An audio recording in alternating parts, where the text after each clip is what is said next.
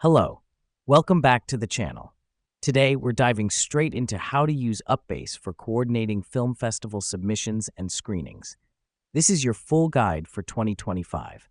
First, you'll want to sign into your UPBASE account. If you don't have one, it's fairly simple to create.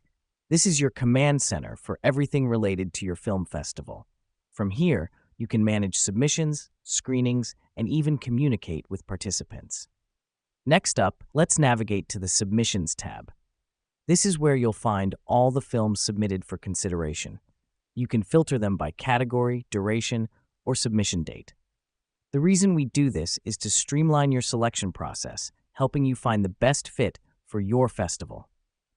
Now that we've got our films sorted, we move on to scheduling.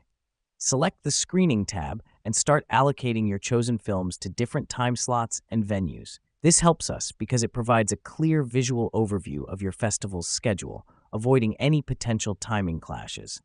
Let me explain why this matters. By efficiently managing both submissions and screenings, you're ensuring a smooth and successful film festival.